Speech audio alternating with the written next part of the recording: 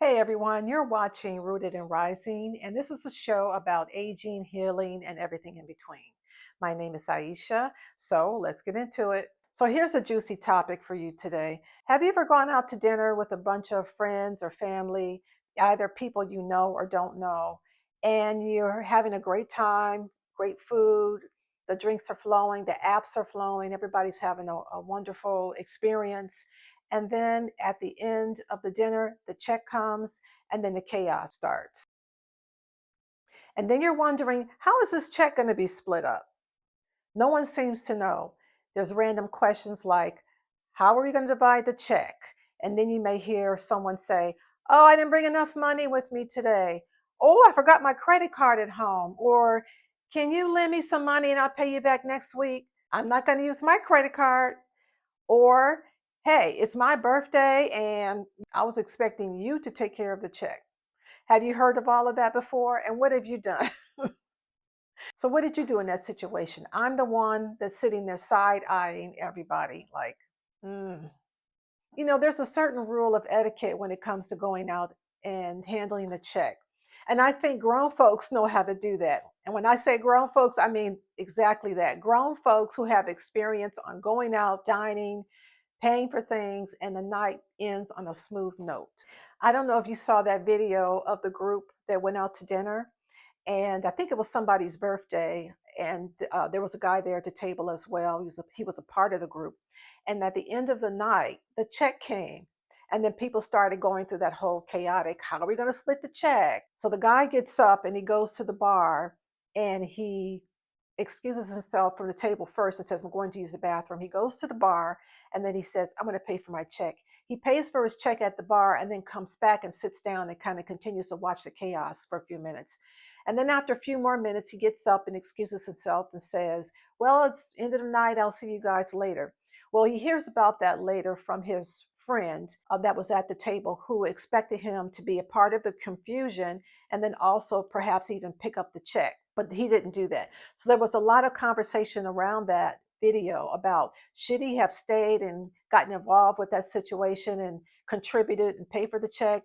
Was it right for him to get up and go to the bar and pay for his check separately? It was a lot around that. And there were so many mixed opinions about it. So perhaps this has happened to you before.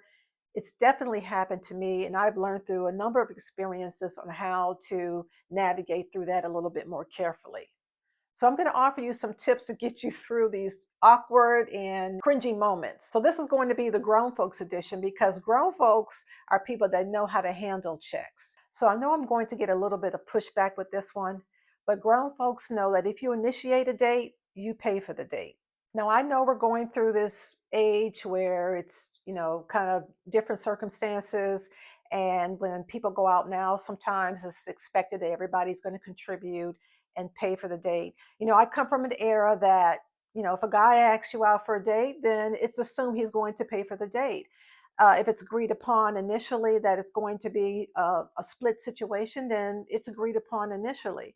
So when you go out and you invite somebody on a dinner date, then it's expected that you're going to pay for the date or at least be prepared to pay for the date. Now, if the person who you ask out says, let me help you out and contribute, or it might be a time that they say, no, let me get this check. That's what I call the icing on the cake. You can either accept that or say, no, I got this.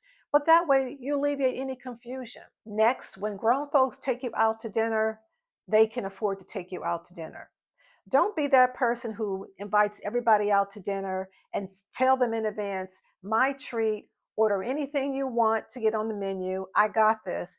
And then the bill comes and you start looking around like, can you help me out? Can anybody contribute to this? I'm not paying for that. You spent too much money on this. You owe me money. You got to pay me back. I mean, it's too much. Don't offer unless your intention is to pay for the entire meal. Just because somebody invites you out to dinner doesn't mean you need to order whatever you want. Sky's the limit. Expensive cuts of meat and big desserts, or maybe you want to order two meals, appetizers, plenty of drinks, etc., etc. I mean, that's doing the most. So go out, order in moderation, and enjoy yourself. And be thankful somebody has offered to pay for your bill. Okay, this is a big one that's been on the internet. Grown folks don't posture to pay for the bill when they can't pay for the bill. So there's been some conversation around guys taking women out and then maybe they're expecting the woman to pay or at least posturing to pay for the bill. What's the point of that?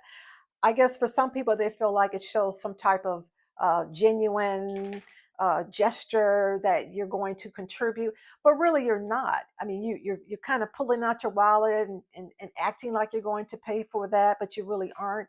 What's the point?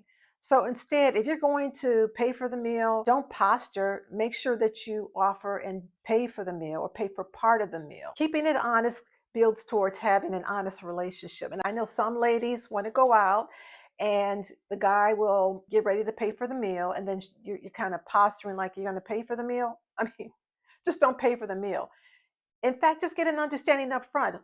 If you're not clear, who's treating this? Is it Dutch? Is it you? Is it me? What's expected? Get that clear up front so that you know that, okay, it's a date, but I'm expected to pay for the date. You might decide not to go, you might decide to go. But at least this way, this begins your relationship in an honest way. Next tip, when grown folks go out to dinner, they use their credit cards with confidence. What do I mean by that? You don't go out to dinner, you pull your credit card out, and then lo and behold, you don't have enough money.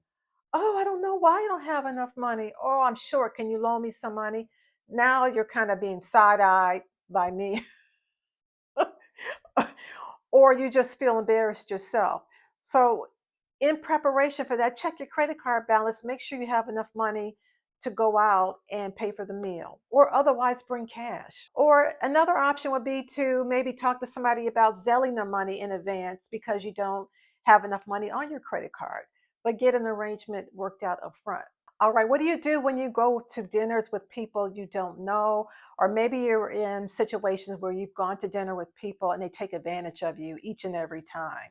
This time you're prepared. You can go to that dinner with cash. Cash is still king. Get on the website, look at that restaurant you're going to, get an idea of how much your dinner might cost. Maybe get an idea of what you might order. I've done that. I'll look and see what I like to order, and then I will go get cash to cover my meals and the tips. And then I'll make sure I stick around that. I usually bring a little bit extra to pad it, but I know that when I'm there, I have cash. So if with a group of people and I don't know a lot of them, I'm going to have cash to pay for my own meal. There's situations now in restaurants where restaurants will only allow maybe two credit cards. So now you're trying to figure out who has enough balance on their credit card, who's going to use their credit card, who's going to Zelle who with money or Venmo or Cash App or whatever to pay for their balances on the credit card. I mean, it's just a mess. So why go through all that? You go to these events at dinner, have a great time, bring your cash, make sure you give the correct tip amount, and you're done, and everybody leaves happy. And that leads me to my final tip. If you are hosting the event at dinner, don't go to dinner and then say at the end of the night, okay, how are we going to split this bill? Or, oh, it's my birthday, so I'm expecting you all to cover it. Don't make that assumption just because it's your birthday that you're expecting people to pay for dinner. I mean, if it's a close group of friends and you know you guys do that anyway, that's fine. But if you're inviting a group of people out, maybe you don't know some people and you do know some people. I mean, it's kind of weird for you to start talking about everybody needs to pay for your meal, isn't it? Inconsiderate. So instead, prepare in advance. There, again, as I mentioned earlier, that there are restaurants now that only take maybe two credit cards, and then you have a group of maybe 20 people, and now two people have to come up with their credit card. Eek. So, as the host, it's your duty to prepare in advance by checking the restaurant to see how many credit cards they allow at the table. And if they only allow so many credit cards, advise your guests to bring cash for the meal. You can even opt in to send them the menu list so they know what to expect to bring when they come to dinner.